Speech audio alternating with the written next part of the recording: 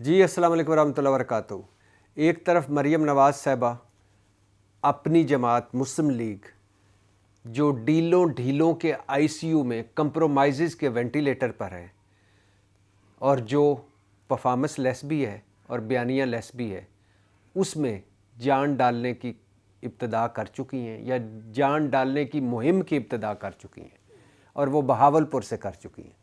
بہاولپور میں انہوں نے اپنے لیگی ورکر کنونشن سے خطاب کیا، وہاں سے ابتدا کی۔ وہی گھسی پٹی باتیں، دو چار باتوں کے علاوہ وہی گھسی پٹی باتیں، وہی گھسا پٹا لہجہ، وہی گھسا پٹا انداز گفتگو اور انداز تقریر، اور وہی گھسی پٹی چیزیں۔ ہاں، دو باتیں انہوں نے بڑی مزے کی دو تین۔ ایک انہوں نے یہ کہا کہ موروثیت کا دوسرا نام جمہوریت ہوتا ہے، اور دوسرا انہوں نے کہا کہ یہ کیا باتیں کرتے ہیں کہ مجھے چیف آرگنائزر بنا دیا، مجھے پارٹی کا سینئر نائب صدر بنا دیا۔ بھائی یہ تو عوامی پیار ہے جو مجھے ملا۔ پہلی بات مریم نواز صاحبہ کہ آپ کی اطلاع کے لیے عرض ہے کہ موروثیت یعنی موروثی سیاست، مطلب کہ باپ کے بعد بیٹی، بیٹی کے بعد بیٹا، یعنی یہ خاندان غلامہ، غلام تو ہم ہیں، خاندان وہ اور غلامہ ہم۔ تو یہ جو موروثی سیاست ہوتی ہے یہ لعنت زدہ سیاست ہے، اور یہ جمہوریت نہیں، یہ سویلین ڈکٹیٹرشپ ہے۔ موروثیت یا موروثی سیاست سویلین ڈکٹیٹرشپ ہوتی ہے، اور یہ فوجی ڈکٹیٹرشپ سے زیادہ بدترین ہوتی ہے، اور یہ بلکہ فوجی ڈکٹیٹرشپ کی بدترین شکل ہے، کیونکہ فوجی ڈکٹیٹر تو کوئی منافقت نہیں نہ کرتا، وہ تو آتا ہے اور آ کے بس مارشل لا لگا دیتا ہے، ٹھیک ہے، آمریت آ گئی۔ لیکن آپ لوگ منافقت کرتے ہیں، جھوٹ بولتے ہیں، اوپر جمہوری چوگا پہنا ہوتا ہے، اندر سے آپ پورے بادشاہ ہوتے ہیں اور ڈکٹیٹر ہوتے ہیں۔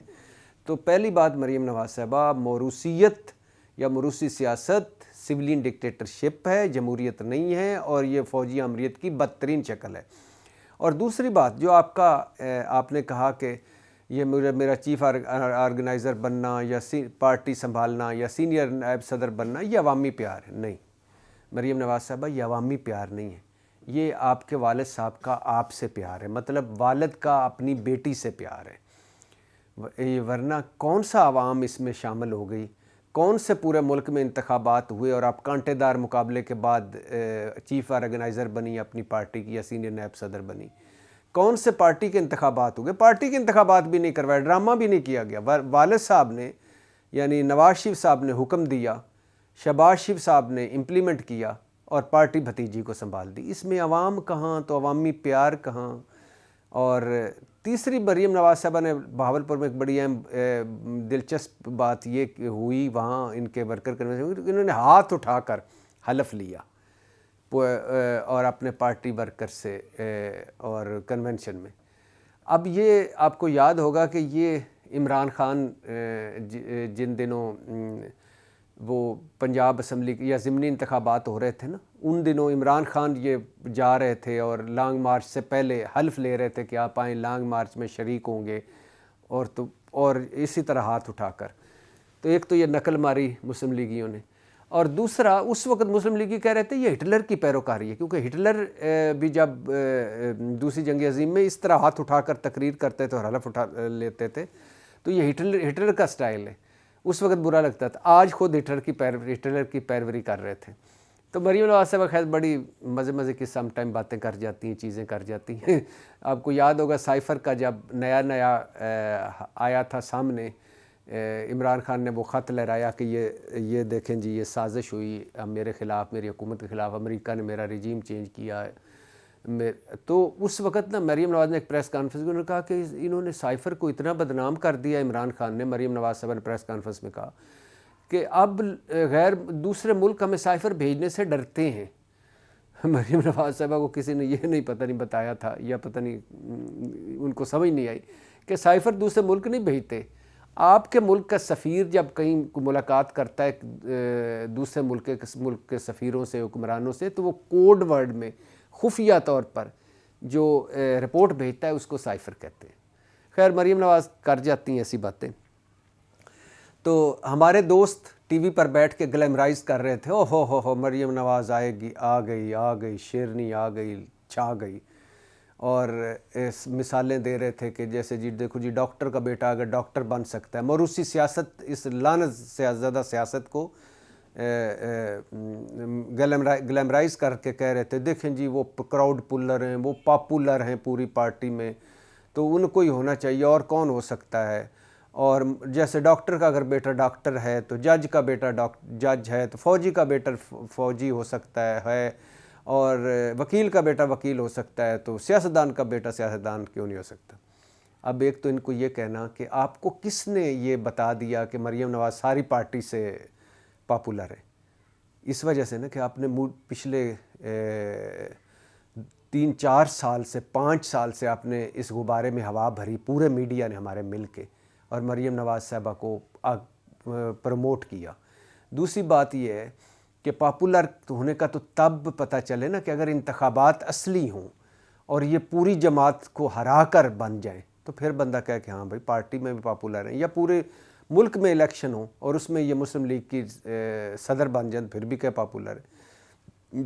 تیسری بات یہ کراؤڈ پولر آپ نے کوئی اور پارٹی میں رہنے ہی نہیں دیا، یعنی پیپلز پارٹی میں سوائے زرداری صاحب اور بلاول کے باقی کسی کو اتنا بڑا ہی نہیں ہونے دیا کسی کو کہ وہ کراؤڈ پولر بن سکے۔ مسلم لیگ میں بھی یہی حال ہے۔ ایک وقت تھا جاوید ہاشمی صاحب کراؤڈ پولر ان کے تھے، ان کے لیے جیلیں کاٹی، مارے کھائیں، لیکن جب وہ بیمار ہو گئے، برین ہیمریج ہو گیا، ان کو اٹھا کے پھینک دیا کہ ہم سے بڑے لیڈر نہ بن جائیں یا سیاستدان نہ بن جائیں۔ خیر، تو ایک آخری بات، جو ڈاکٹر کا بیٹا کہتے ہیں نا ہمارا کہ ڈاکٹر کا بیٹا ڈاکٹر ہو سکتا ہے تو سیاستدان کا بیٹا سیاستدان کیسے نہیں ہو سکتا ہے بھائی، کیوں نہیں ہو سکتا؟ لیکن کوئی ایسا ڈاکٹر بڑا مثال کے طور پر پاکستان کا نمبر 1 ڈاکٹر ہو، اور اس کا بیٹا جو ہے وہ انڈر میٹرک ہو، وہ اس نے نالائق ہو، پڑھ نہ سکا ہو، تو کیا آپ اسے ڈاکٹر بنا دیں گے؟ ہاں، نمبر 1 ڈاکٹر ہے، اس کا بیٹا ہے، نالائق بیٹا ہے، اس نے MBBS نہیں کیا، پڑھا نہیں ہے، تو کیا آپ اسے ڈاکٹر بنا دیں گے کہ اس کا باپ تو اتنا بڑا ڈاکٹر ہے تو اس کو بھی ڈاکٹر بنا دو؟ اور کیا آپ اس سے آپریشن کروائیں گے؟ میرا تو خیال ہے جو مریم نواز کو گلیمرائز کر رہے ہیں نا اس لاجک پہ کہ ڈاکٹر کا بیٹا ڈاکٹر تو پھر سیاستدان کا سیاستدان کیوں نہیں، ان کو کسی عظیم ڈاکٹر کے نالائق بیٹے جس نے جو ان پڑھ ہو یا جس نے MBBS نہ کیا ہو اس سے آپریشن کروانا چاہیے ان سے۔ بھئی ڈاکٹر کا بیٹا ہے نا تو آپ آپریشن کروا لو۔ بھائی ڈاکٹر کا بیٹا ہے تو پڑھے گا، پڑھ کر MBBS کرے گا، سارے امتحانات سے میں پاس ہوگا، پریکٹس کرے گا، اس کے بعد ڈاکٹر کہلوائے گا جا کے۔ اس طرح تھوڑی ہے کہ ڈاکٹر کا بیٹا ہے تو پیدائشی ڈاکٹر ہے۔ خیر، ایک طرف مریم نواز صاحبہ وہی انہوں نے رٹی رٹائی باتیں کی کہ 5 کا ٹولہ، وہی بیانیاں، گھسا پیٹا بیانیاں۔ دوسری طرف ان کی پارٹی میں آوازیں اٹھ رہی ہیں۔ آپ کو بتایا تھا خواجہ سعد رفیق کا، انہوں نے کہا ہے کہ یہ جو موروثی سیاست ہوتی ہے چیچک زدہ سیاست ہے۔ انہوں نے یہ بھی کہا کہ مریم اور حمزہ میرے لیڈر نہیں ہیں، چھوٹے بہن بھائی ہیں۔ پھر انہوں نے یہ بھی کہا کہ ایک بندہ پارٹی میں عقل کل کیسے ہو سکتا ہے؟ ایک بندہ پارٹی میں فیصلے کری جا رہا ہے، وہ عقل کل کیسے ہو سکتا ہے؟ پھر انہوں نے یہ بھی کہا کہ پارٹی میں انتخابات کر لو، پارٹی میں جمہوریت لے آؤ۔ اب اور پھر انہوں نے یہ بھی کہا کہ اگر ہم اب نہیں بولیں گے تو پھر کب بولیں گے؟ قبر میں جا کے بولیں گے۔ اس طرح مفتاح اسماعیل صاحب بھی تنقید کر رہے ہیں پارٹی پر، اپنی مسلم لیگ پر، اور انہوں نے صاف صاف کہا ہے کہ میرے اور اسحاق ڈار میں فرق صرف اتنا ہے کہ وہ نواز شریف صاحب کے سمدھی ہیں اور میری ساری قابلیت ایک طرف، ان کا سمدھی ہونا ایک طرف۔ اسی طرح شاہد خاقان عباسی وہ جو ہیں وہ انہوں نے سینئر نائب صدارت سے استعفیٰ دے دیا ہے۔ آپ کو یاد ہوگا اس سے پہلے چودھری نثار وہ بھی پارٹی چھوڑ چکے، اور انہوں نے یہی نواز شریف صاحب، شہباز شریف کو کہا تھا کہ میں آپ کے انڈر تو کام کر سکتا ہوں لیکن آپ کے بچوں کے انڈر نہیں، کیونکہ میں آپ کے بچوں کے جوتے سیدھے نہیں کر سکتا۔ ان کو بھی عبرت کا نشان بنا دیا گیا۔ اب شاہد خاقان عباسی صاحب نے پارٹی کی سینئر نائب صدارت سے استعفیٰ دے دیا، اور ابھی کہا جا رہا ہے کہ ان کا استعفیٰ مسترد کر دیا جائے گا، اور نواز شریف صاحب نے کہا ہے کہ گونگلوں پہ مٹی جھاڑنے کے لیے آپ شاہد خاقان عباسی کے گھر جائیں، مریم کو کہا ہے، اور ان کو منائیں۔ خیر یہ تو بات کی باتیں ہیں، لیکن شاہد خاقان عباسی صاحب کی ناراضگی کی وجہ کیا ہے؟ بہت ساری وجوہات۔ ایک تو یہ ہے کہ انہوں نے 3 سال پہلے ہی بتا دیا تھا نواز شریف صاحب کو کہ آپ اور شہباز شریف تو ٹھیک ہے، لیکن اگر آپ کے بچے آگے جب آئے تو میں پھر پارٹی میں کوئی عہدہ نہیں رکھوں گا، کیونکہ میں آپ کے بچوں کے وہ مجھ سے چھوٹے ہیں دونوں، ایک حجاب کا رشتہ ہے، اب میں ان کے انڈر کام نہیں کر سکتا۔ دوسرا، وہ ان کے اختلافات تب شروع ہوئے پارٹی سے جب یہ تحریک عدم اعتماد لا رہی تھی پارٹی مسلم لیگ عمران خان کے خلاف، پی ڈی ایم جب لا رہی تو ان کا خیال تھا، شاہد خاقان عباسی جن میں ان کے پرویز رشید اور احسن اقبال ان کے ساتھی تھے پارٹی میں، کہ ہمیں عمران خان کے خلاف تحریک عدم اعتماد اس وقت لا کر انہیں ہٹانا نہیں چاہیے اور خود اقتدار میں نہیں آنا چاہیے، کیونکہ حالات بڑے مشکل ہیں، ہم یہ سنبھال نہیں پائیں گے۔ دوسرا، جب مسلم لیگ اور جنرل باجوہ میں مذاکرات شروع ہوئے، اب یہ ذہن میں رکھیے عمران خان کا بیانیہ کہ رجیم چینج، اور اب مسلم لیگ اور جنرل باجوہ میں مذاکرات بھی ہوئے ہیں، یہ بھی ذہن میں رکھیے، تو وہ اس حق میں تھے کہ فوج سے اچھے تعلقات تو ہونے چاہیے، مگر حکومت بدلی جائے یا خود اقتدار میں آیا جائے یہ نہیں ہونا چاہیے۔ یہاں بھی ان کے اختلاف تھے۔ پھر چونکہ لیگی اکثریت حامی تھے کہ ہمیں اقتدار میں آنا چاہیے، لہٰذا اور پی ڈی ایم بھی حامی تھی، باقی جماعتیں بھی، تو لہٰذا انہوں نے عمران خان کو ہٹا کے خود اقتدار میں آ گئے۔ پھر انہوں نے وزارت نہیں لی، نواز شریف نے بھی کہا، شہباز شریف نے بھی کہا، انہوں نے کہا میں وزارت نہیں لوں گا، میں وہ کام کروں گا جو آپ میری ڈیوٹی لگائیں گے تو وہ کام کروں گا۔ اچھا، پھر انہیں یہ بھی گلا تھا جب وہ جیل کاٹ رہے تھے، مطلب جب وہ جیل میں تھے، نیب حراست میں تھے، تو لیگی قیادت اسٹیبلشمنٹ سے خفیہ مذاکرات کر رہی تھی اور ان کے علم میں بھی نہیں تھا، مذاکرات بھی کر رہی تھی اور ان کے علم میں بھی نہیں تھا، یہ بھی گلا تھا۔ پھر جنرل باجوہ کو جب توسیع دی گئی تو یہ جیل میں ہی تھے مگر ہسپتال میں تھے، کیونکہ ان کا ہرنیہ کا آپریشن ہوا تھا شاہد خاقان عباسی صاحب کا۔ تو نواز شریف کے کہنے پر لیگی ان کے پاس وہ مسودہ لے کے آئے کہ یہ وہ مسودہ ہے کہ ہم جنرل باجوہ صاحب کو ایکسٹینشن دے رہے ہیں، تو لیکن ان کا کہنا ہے کہ وہ مسودہ جو اصل تھا وہ ان کو دکھایا ہی نہیں گیا، کہ دوسرا مسودہ دکھایا گیا، تو وہ بھی ان کو گلا ہے کہ مجھے لا علم رکھا گیا اصل مسودے سے۔ پھر یہ اب ان دنوں وزارت پیٹرولیم میں بیٹھ رہے تھے، غیر اعلانیہ مشیر تھے، لیکن کوئی عہدہ نہیں انہوں نے لیا، نواز شریف شہباز شریف کے اصرار پر انہوں نے کہا کہ یہ میں عہدہ نہیں لوں گا اس حکومت میں۔ اچھا، پھر جب حمزہ شہباز کو وزیر اعلیٰ وہ ترین گروپ اور علیم گروپ کو تحریک انصاف سے نکال کر بنانے کی کوشش کی، تو اس وقت بھی انہوں نے کہا کہ حمزہ شہباز کو وزیر اعلیٰ نہ بنائیں، یہ چند دن کا وزیر اعلیٰ ہوگا اور اس کے بعد تحریک انصاف عدالت ان کے خلاف فیصلہ کر دے گی، تحریک انصاف دوبارہ آ جائے گی اور یہ پارٹی کے لیے بڑا نقصان ہوگا۔ وہاں بھی اختلاف ہوئے ان کے۔ پھر مفتاح کے ظاہر مفتاح اسماعیل ان کے دوست بھی ہیں، ان کی یہ پارٹی میں جو گروپ ہے اس میں مفتاح اسماعیل ان کے ساتھ ہیں، تو مفتاح اسماعیل کو جب وزارت خزانہ سے ہٹایا گیا اور جب پارٹی ان پر تنقید کرتی تھی، مریم، نواز شریف، اسحاق ڈار، تو تب بھی وہ دفاع کرتے تھے۔ جب ان کو ہٹایا گیا اور ڈار صاحب کو لایا گیا تب وہ سخت غصے میں تھے، کہ ان کا خیال تھا کہ مفتاح کی پالیسیاں ٹھیک ہیں اور ڈار صاحب کو بالآخر انہی پالیسیوں پہ آنا پڑے گا، اور یہ بات تو شاہد خاقان عباسی صاحب کی ٹھیک ہوئی کہ 4 مہینے ملک کا سوا ستیہ ناش کرنے اور $3 ارب کا نقصان پہنچانے کے بعد اسحاق ڈار صاحب مفتاح کی پالیسیوں پر ہی واپس آئے ہیں۔ اچھا، پھر پارٹی پر انہوں نے تنقید شروع کر دی، پارٹی پر تو ٹی وی پر بھی فیصلوں پر، پارٹی فیصلوں پر، تو پارٹی قیادت نے ایز یوزول، جیسے ایک مرتبہ جاوید ہاشمی جیل میں تھے نا، تو وہ اپنی کتاب میں لکھتے ہیں کہ میرے خلاف میرے لوگوں کو، حالانکہ نواز شریف شہباز شریف ڈیلیں کر کے لندن پہنچ چکے تھے، تو میں کہتے ہیں کہ میں ماریں کھا رہا تھا اور پارٹی میرے خلاف ہی تھی کہ یہ ہم سے بڑا نہ ہو جائے۔ تو شاہد خاقان عباسی صاحب نے جب پارٹی خلاف تنقید شروع کی تو پارٹی نے رانا تنویر صاحب کو تیار کیا کہ ان کو جواب دیں، اور انہوں نے آ کے ٹی وی پر جواب دیا اور ان کے خلاف باتیں کی، تو اس سے بھی حالات خراب ہوئے۔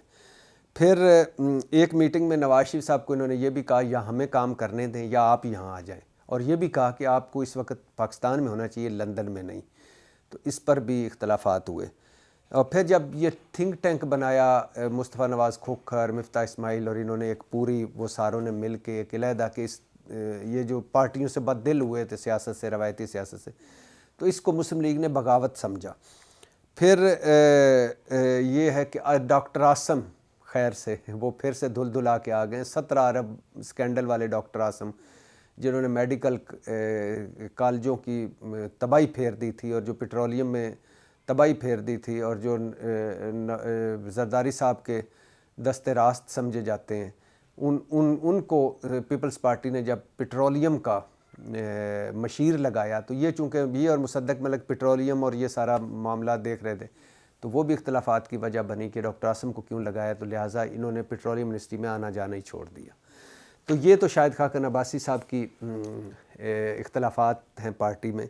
دوسرا خواجہ سعد رفیق کا آپ نے بتایا، میں نے بتایا آپ کو. تیسرا مفتاح اسماعیل صاحب کا بتایا ہے.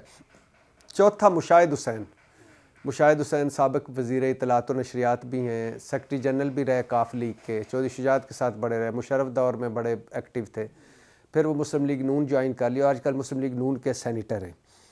انہوں نے بھی ایک بیان دیا. انہوں نے کہا اس روز ہم جوتے کھاتے ہیں، اپنی پارٹی کو کہا، مسلم لیگ کو کہا، سینٹ میں کھڑے ہو کے کہا مشاہد حسین نے کہ روز ہم جوتے کھاتے ہیں، روز ہم گالیاں کھاتے ہیں، اور اس لولی لنگڑی حکومت سے تو بہتر ہے کہ ہم حکومت چھوڑ کر انتخابات کروا دیں.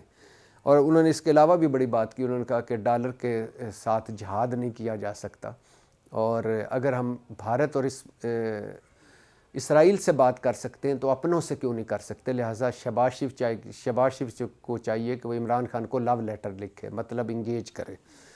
تو یہ بھی وہ بھی اس کے خلاف بولے. پھر آپ کو پتہ مصطفیٰ نواز کھوکھر اپنی پارٹی کے خلاف بول کر وہ بھی پارٹی سے نکل چکے ہیں، اور بلاول کے ترجمانی سے بھی ہٹ چکے ہیں، سینیٹرشپ بھی چھوڑ چکے ہیں.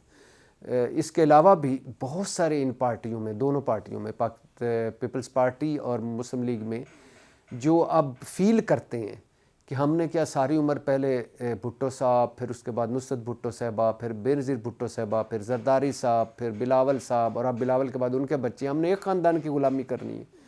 اسی طرح مسلم لیگ نون میں بھی بہت سارے سمجھتے ہیں کہ ہم نے پہلے نواز شریف، شہباز شریف اب ان کے بچوں کے غلامی کرنی ہے، تو بول رہے ہیں. لہٰذا ایک طرف مسلم لیگ، ایک طرف مریم نواز صاحبہ اپنی اس پارٹی مسلم لیگ جو ڈھیلوں کے آئی سی یو میں کمپرومائزز کے وینٹیلیٹر پر زندگی اور موت کی کشمکش میں اس کو انجیکشن لگانے یا اس کو وینٹیلیٹر سے واپس لانے کے کوششیں کر رہی ہے، تو دوسری طرف جو ان کی پارٹی کے مین لوگ ہیں وہ اب بول رہے ہیں اس غلامی کے خلاف، اس 2 نمبر چند خاندانوں میں سمٹی ہوئی جمہوریت کے خلاف، اور اس چند خاندانوں کی حکمرانی کے خلاف، جو کہ ایک اچھا سائن ہے. اور ان سارے لوگوں کو ہمیں مشاہد حسین صاحب، سینیٹر مصطفیٰ نواز کھوکھر، شاہد خاقان عباسی، اور مفتاح اسماعیل، اور چودھری نثار، اور ان سارے لوگوں کے لیے ہمیں ان کو اپریشیٹ کرنا چاہیے، ان کا شکریہ ادا کرنا چاہیے کہ کہیں نہ کہیں تو کوئی بولتا ہے، ورنہ تو ہم یہ ساری پارٹیاں غلامی میں ڈوبی ہوئی ہیں. رضا ربانی صاحب اس وقت جوانی، یعنی عین جوانی، بلکہ جوانی کیا، اس وقت کوئی 35-40 سال کے ہوں گے جب بلاول پیدا ہو رہا تھا یا پیدا ہوا، تو آج وہ بلاول کے پیچھے ہاتھ باندھ کے کھڑے ہوتے ہیں. یہ کوئی جمہوریت ہے؟ یعنی اس طرح تھوڑی ہوتا ہے. ان کی، ویسے میں اکثر کہتا ہوں کہ ان کی اولادیں، پوشاکیں، جائیدادیں لندن میں ہیں، برطانیہ میں. برطانیہ سے سیکھ لیں یہ جو سارے ہمارے جیرے بلیڈ ہیں، جمہوری جیرے بلیڈ اور جمہوری بنارسی ٹھگ، کہ بھلا برطانیہ میں یا امریکہ، یورپ میں ایسا ہوتا ہے کہ پہلے دادا، پھر پوتا، پھر اس کے بعد اچھا، پھر ہوتا ہے ایک پروسیس ہونا کہ ایک اگر ڈاکٹر کا بیٹا ہے تو MBBS کرے، پڑھے، MBBS کرے، ڈاکٹر بنے، ٹھیک ہے. ایک پروسیس سے گزر کے آنا، اور ایک عمل سے گزر کے آنا، دھکے کھا کے آنا، اور پھر اس کے بعد ہوتا ہے کہ انتخابات کے ذریعے آنا. نامزدگیاں نہیں، انتخابات کروائیں پارٹی میں اور اس میں وہ جیتیں تو ٹھیک ہے. تو خیر، لیکن ہمارے ہاں میڈیا میں بھی غلام بیٹھے ہوئے ہیں. مریم نواز زندہ باد، اس وقت نعرے لگ رہے ہیں جی کیا کراؤڈ پلر آ گیا، کیا یہ ہو گیا. اور یہی ہمارا ہے، کیونکہ ہم غلامی اور شخصیت پرستی، ہم بصیرت پرست نہیں ہیں، عقیدت پرست ہیں، شخصیت پرست ہیں، اور سلام ٹھوکنے والی قوم ہے. تو ایک طرف میں نے کہا کہ مریم نواز نے پارٹی میں جان ڈالنے کی مہم کا آغاز کر دی ہے. دوسری طرف پارٹی کے اندر اختلافات ہیں. تیسری طرف پرفارمنس کوئی نہیں ہے پارٹی کے پاس، 10 مہینوں میں تباہی پھیر دی. بیانیہ کوئی نہیں ہے پارٹی کے پاس، اور عمران خان جیسا مستقل مزاج، انتھک اور بہادر، اور میں کہہ رہا ہوں کہ بے وقوفی کی حد تک بہادر انسان جو ہے وہ ایک طرف حریف ہے. تو اب دیکھتے ہیں کیا ہوتا ہے. اس وقت تک کے لیے اتنا ہی. پاکستان زندہ باد.